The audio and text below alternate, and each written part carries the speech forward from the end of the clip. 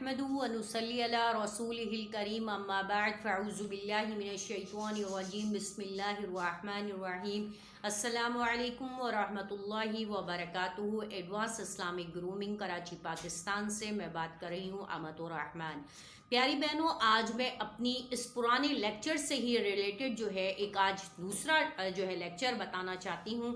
और आपको उसके बारे में बताना चाहती हूँ। उसके जो पुराने जो लेक्चर्स हैं उनसे ही ये लेक्चर, क्योंकि हमारे पास इतनी ज़्यादा जो है मतलब आप जिसे कह सकते हैं इतने ज़्यादा वाक़यात हैं कुरान और हदीस से जो साबित होते हैं, तो हम इनको आपके लिए समअप करना चाहते हैं, बहुत ज़्यादा आपको डिलीवर करना चाहते हैं, आपको बताना चाहते हैं, आपकी अवेयरनेस करना चाहते हैं। लेकिन चूँकि हम बहुत ज़्यादा आपका टाइम भी नहीं ले सकते, तो इसलिए हम उसको पार्ट्स में जो है वो डिवाइड कर देते हैं। तो आज का लेक्चर मैं आपको इसी बात पे बता रही हूँ कि ज़िक्र करने की क्या फजीलत है और ज़िक्र करने से आपको क्या क्या फ़वाइद हासिल होंगे और ज़िक्र की वजह से आप अपने घर वालों को किस मकाम पर पहुँचा सकती हैं। चैनल को सब्सक्राइब करें, वीडियो को लाइक और शेयर करें, बेल के बटन को नोटिफिकेशन के लिए जो है वो प्रेस कर दें। अच्छा, मैं आपको एक बात ये बताती चलूँ कि एक खातून थी, वो ज़िक्र करती थी, बहुत ज़्यादा ज़िक्र करती थी और ज़िक्र करते हुए तमाम घर का काम करती थी, झाड़ू देना, पोछा लगाना, सफाई है, डस्टिंग है, बर्तन है, कपड़े हैं, सब कुछ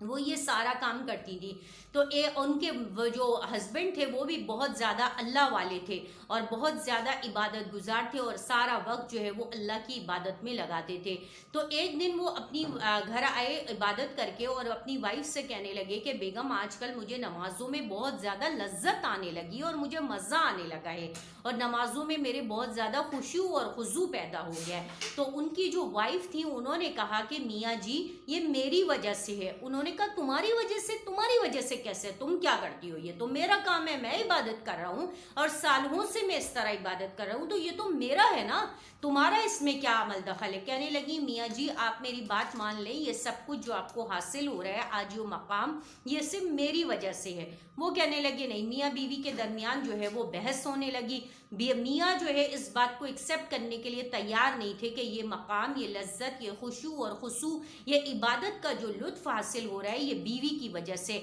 और बीवी को पता था कि वो कौन सा अमल करती है जिसकी वजह से इसके मियाँ को ये मकाम, ये चीज़ें हासिल हो रही हैं। लेकिन बीवी अपनी बात बता रही थी, लेकिन मियाँ उसकी बात को एक्सेप्ट नहीं कर रहे थे, उसकी बात को डिनाई कर रहे थे। तो बिला आखिर उसने कहा कि ठीक है, अगर आप मेरी बात को एक्सेप्ट नहीं कर रहे हैं, मुझे एक्सेप्ट नहीं कर रहे हैं और आप ये नहीं समझ रहे हैं कि ये मेरी वजह से हो रहा है, तो इसको मैं साबित कर सकती हूँ। उन्होंने कहा ठीक है। मियाँ बीवी के दरमियान शर्त लग गई और फिर उसने कहा, मियाँ ने कहा कि ठीक है, अगर ये तुम्हारी वजह से तो तुम साबित करके बताओ कि ये कैसे तुम्हारी वजह से। तो उन्होंने क्या किया, उन्होंने कहा ठीक है। उसके बाद उस बीवी ने जो है सारा काम जो वो जिक्र के साथ करती थी, तीसरे कलमे के साथ करती थी, उसने वो जिक्र के साथ काम करना, बर्तन धोना, कपड़े इस्त्री करना, कपड़े धोना, खाना पकाना, सब कुछ जो है उसने जिक्र के साथ के बगैर करना शुरू कर दिया। कुछ दिन के बाद क्या हुआ कि मियाँ साहब जो है उनकी हालत वही पुरानी हालत हो गई। वो कहने लगे, अब वो जो नमाज़ों में पहले एक लुत्फ़ आता था, एक खुशू और खुजू आता था, एक लज्जत आ रही थी, एक कश्फ हो रहा था, एक वजदान हो रहा था, ये सारी फीलिंग्स जो है वो दोबारा से जा रही हैं और अब मज़ा ही नहीं आता। तबीयत में अजीब बेचैनी और जो है वो मतलब बेचैनी है, तबीयत में वो सुकून नहीं रहा। तो फिर उन्होंने कुछ दिन के बाद बीवी से कहा कि पता नहीं आजकल जो पहले मेरी कैफियत हो गई थी और मैं बहुत मतलब खुश था कि मुझे अब नमाज़ों में बहुत खुशू और खुजू और लज्जत आ रही थी और बहुत मतलब नमाज़ों में दिल लग रहा था, अब वो वाली कैफियत नहीं रही है, पता नहीं ऐसा क्या हो गया कि क्यों ऐसा नहीं हो रहा। तो वो उनकी बीवी मुस्कुराने लगी, कहने लगी, मियाँ जी आप मान लीजिए कि वो सारा कुछ जो था वो मेरी वजह से था। लेकिन उनके मियाँ कुछ देर तक बहस करते रहे। उन्होंने कहा अच्छा ठीक है, चलो अगर तुम कह रही हो तुम्हारी वजह से, तो अब बताओ कि तुम्हारी वजह से कैसे है। तो फिर उनकी बीवी ने बताया कि जब मैं आपका कोई भी काम करती थी और मतलब आपको आपके लिए खाना बनाती थी, आपके कपड़े धोती थी, आपके कपड़े इस्त्री करती थी, घर के सारे काम करती थी, तो उस वक़्त मैं ज़िक्र के साथ, मेरी ज़बान हर वक्त ज़िक्र के साथ तर रहती थी और मैं हर वक्त ज़िक्र के साथ सब कुछ करती थी। तो इस वजह से आपको ये चीज़ें, ये रूहानियत आपके अंदर बढ़ती गई और आपको नमाज़ों में, तिलावत में, इमामत में, हर چیز میں لطف آنے لگا، لیکن جب آپ نے میری بات کو نہیں مانا، میری اس چیز کو، میری اس محنت کو مطلب قبول نہیں کیا، ایکسیپٹ نہیں کیا، تو پھر میں نے آپ کو کہا تھا نا کہ ٹھیک ہے، اگر آپ میری وجہ سے اس بات کو ایکسیپٹ نہیں کر رہے کہ یہ مقام، یہ درجہ آپ کو میری وجہ سے مل رہا ہے، تو صحیح ہے، میں آپ کو ثابت کروں گی۔ دیکھیں اب میں نے کیا کیا کہ جب آپ نے اس بات کو نہیں مانا تو میں نے ذکر کے ساتھ آپ کے تمام کام کرنے چھوڑ دیے، تو اب آپ دیکھ لیں کہ آپ کی یہ کیفیت پھر دوبارہ ویسے ہی ہو گئی۔ تو ان کے میاں کو پھر پتہ احساس ہوا، انہوں نے اس بات کو قبول کیا کہ واقعی تمہاری وجہ سے تھا، اور تمہارے اس عمل کی وجہ سے جو وہ ذکر کے ساتھ کرتی تھی کہ مجھے یہ مقام مل رہا تھا، لیکن انہوں نے پھر اس سے معذرت کی اپنی بیوی سے، اور انہوں نے کہا کہ واقعی میں قبول کرتا ہوں کہ یہ جو میری جو عبادت تھی، عبادت کے اندر جو لذت اور نور تھا وہ تمہاری وجہ سے تھا۔ تو اس سے ہمیں یہ لیسن ملتا ہے، یہ میسج ملتا ہے کہ اگر آپ اور ہم اپنے گھر والوں کو دیندار بنانا چاہتے ہیں تو بجائے کسی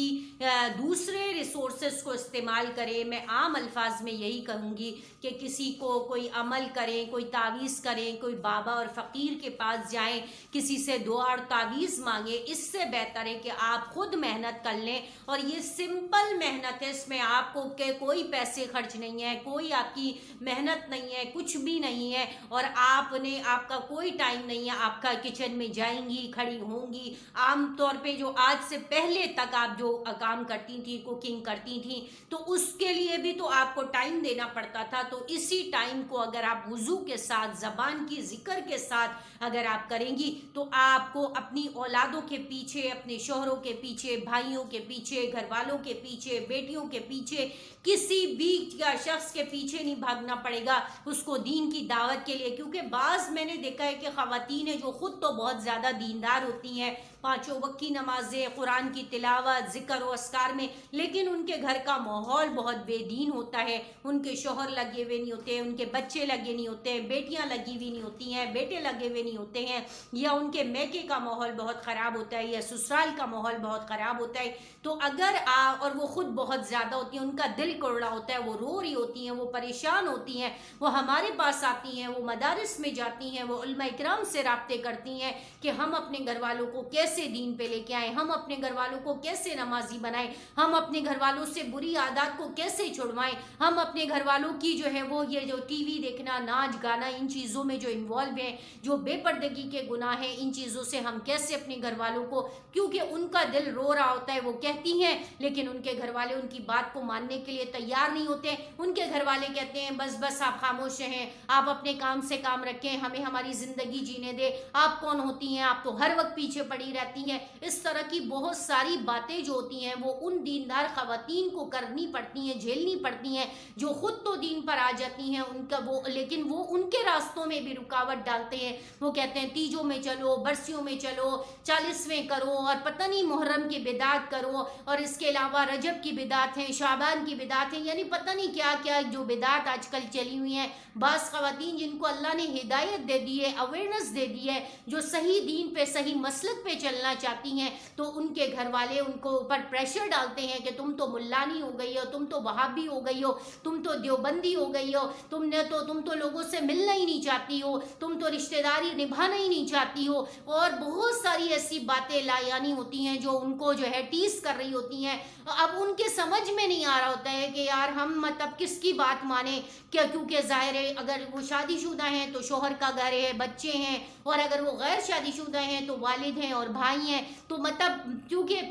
ہم لوگ ایک ایسے معاشرے میں رہ رہے ہیں جہاں پہ مردوں کا زیادہ زور ہوتا ہے، تو وہاں پہ یہ ہوتا ہے کہ عورت جو ہے وہ مردوں کے انڈر پریشر ہوتی ہے، اور وہ اپنی بات منوانا چاہتی ہے تو اسے کہا جاتا ہے یہ تو باغی ہو گئی ہے، اس کو تو ہم نے پڑھوا کے غلطی کر دی، اس کو تو علم ہی نہیں حاصل کروانا تھا، چاہے وہ دین کا علم ہو چاہے دنیا کا علم ہو، لیکن چونکہ وہ لوگ اپنی جہالت کے اندھیروں میں ڈوبے ہوئے ہوتے ہیں، ان کو احساس نہیں ہوتا ہے کہ صحیح کیا ہے، سچ کیا ہے، روشنی کیا ہے، حق کیا ہے، ہدایت کیا ہے، تو اس لیے وہ اس بچی کو، اس عورت کو بھی مجبور کر رہے ہوتے ہیں کہ وہ بھی گناہ کی زندگی گزارے، وہ بھی گناہوں کے ساتھ گناہ میں لتڑی رہے، اور لیکن وہ بچی یا وہ عورت جو ہے وہ اپنے آپ کو سیو کرنا چاہتی ہے، اور وہ نہ صرف اپنے آپ کو سیو کرنا چاہتی ہے بلکہ اپنے گھر والوں کے لیے بھی، اپنے محرموں کے لیے بھی، اپنے اولادوں کے لیے بھی اس کا دل رو رہا ہوتا ہے، وہ پریشان ہو رہی ہوتی ہے۔ تو ان ساری پریشانیوں سے بچنے کے لیے، ان ساری تکلیفوں سے، درد و غم سے بچنے کے لیے سب سے بہتر اور سب سے چھوٹا اور سب سے پیارا عمل، آپ نے کہیں نہیں جانا، کسی سے نہیں پوچھنا، کوئی غلط کام نہیں کرنا،